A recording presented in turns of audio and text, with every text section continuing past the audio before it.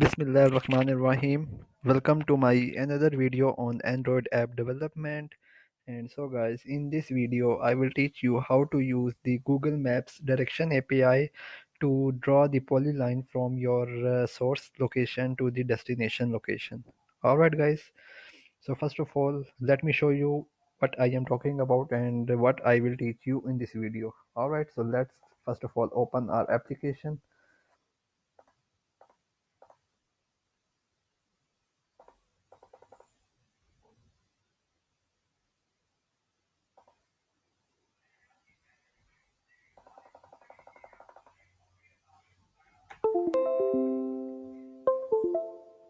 I guess that is a problem.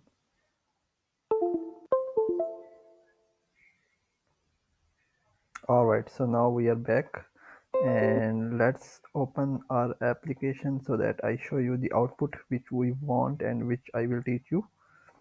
So here we have this application which I am working on. Okay, so here what we need to do is we need to click on route finder. Alright, since our location is off, so I will switch on the location GPS. Alright, and so what I can do, you can see that I can move my marker. All right. Okay, so let's draw the marker here. Okay, and click on destination and let's say here concepts. Okay, so if I click on this icon, now here you can see we another activity is open and it is showing me the direction to the destination direction. All right, so that is what I will teach you in this video. So let's get started.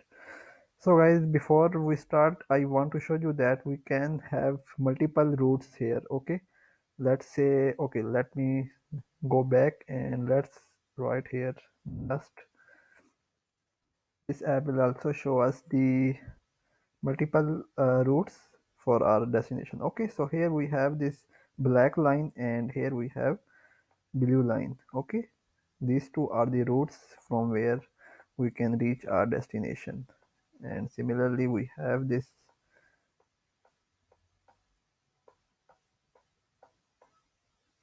All right, so let's get started. So let me disconnect my phone and let's get back to our Android studio. So before that you need an API key for your Google's direction API.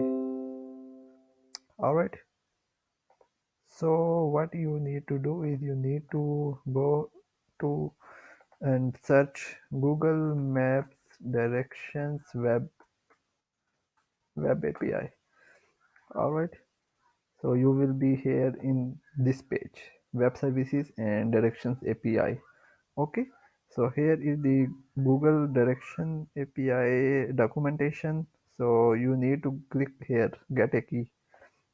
All right, if you have already a project, so you can select the project from here and you will have the API key. All right, copy the API key or save that in uh, any location. Okay, so now let's go back to your Android application. All right, so first of all what you need to do is you need to first of all integrate the Google Maps. Okay, I will not show you the way of integrating the Google Maps. You can watch my video tutorials. I will upload the link in my video description. All right, so first of all let me show you. Okay, so here we will have car parking activity. Okay, so here what you need to do is, let me show you. Yes, okay, so that is the code. All right, so first of all what you need to do is you need to initialize an object here. Okay, and a string builder, and this is the way of initializing our URL.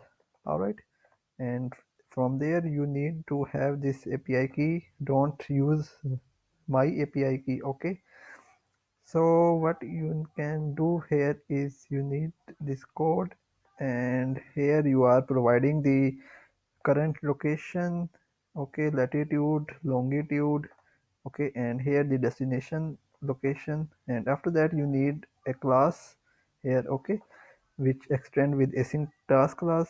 So you need to send the Google Maps object first of all to the class. Second you need is the URL, okay. Third is the current lat long, okay, and the fourth one is the destination lat long, okay. So now this is simple. You just need to uh, write the code in your main activity, okay. And now you will need to create another class, okay. So you need to create the class get directions data. So let me remove that, and let's open get directions data. All right, so first thing you need to do is you need to extend it with async task, and here you will have object, okay, first of all, and the remaining will be string, okay. So first of all, from there you need to initialize the four values which we sent to this class, okay. So first of all is the Google Maps object, and the second is the URL, third and fourth similarly. All right, and here you need to initialize the HTTP URL connection to connect to the web service, okay. If you are familiar with that, this is the constructor you need to send this, okay. If you remember, let me show you Google car parking activity. Here you are sending the context of the activity to the another class. So now here you need to uh, set the parameters here, okay. And this is a simple way of connecting to any web service, okay. You should have this code in your repository. All right, and now let's go back. So now the response will be in this string format s, okay. The response of the Google direction API. So we need to parse the API. So for that, first of all, okay, so whenever you deal with the JSON APIs, so you need to use the Postman software. All right, this one shows you the correct way of JSON data, okay, in a very animated way. All right, so from there you can learn how to parse the JSON data, okay. So first of all, what from there you need to copy the link, okay. So with the link which you just sent, all right, this link, okay, and you need to set that, and I have already set it origin equals to, all right, and alternatives equals to false. So you need to click on send button, and the response will be here, okay. You can see the response. So basically this whole response will be in s string, okay. So now we need a JSON object to store this response overall. So that's why we have this in the form of s, okay. And after that there will be routes array, and then the steps array. Let me show you.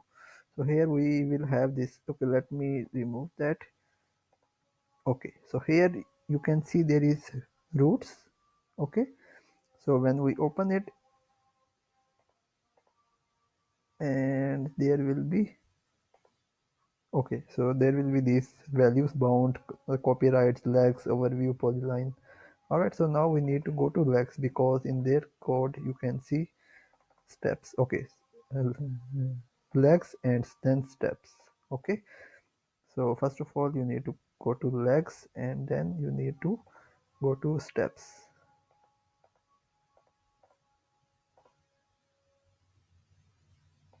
here. All right, and from there you need to use these values, okay, especially because you need this polyline to draw the polyline between source and destination location. So let's go back here, and here you need to count, okay, the steps. Let me show you. There is the steps and you just need to count that. So in this case we have 1 2 3 4 5 6 7, okay. And now you just need to use the string array for polyline, okay, for storing the polyline. So for that you just need a for loop which will which will do that in the loop. So we just need the polyline points, okay, and we will store that in a string and then we will add that into our string array. Let me show you where is the polyline. Okay, so here we have this polyline and we need this point. All right, so that is why we are using the for loop. So the second thing is, now we have this we have all the polyline values, or I mean points. So now we need to calculate how many points we have. So in this case we can check and we can store the length of the polyline array. Let's say it is 7. Okay, so now for I equals to 0, I less than 7, and now we need to draw the polyline, okay, one by one. So first of all, the first polyline point will be drawn here. So now we need to use the polyutil. Okay, so when you write the code here, polyutil, it will show you an error. So you need to go to your build.gradle file, and here you need to use this dependency. Okay, compile com.google.maps.android.maps dash utils. All right, and after that you just need to add the polylines. Alright guys, if you like the video, please like, share and subscribe. Goodbye.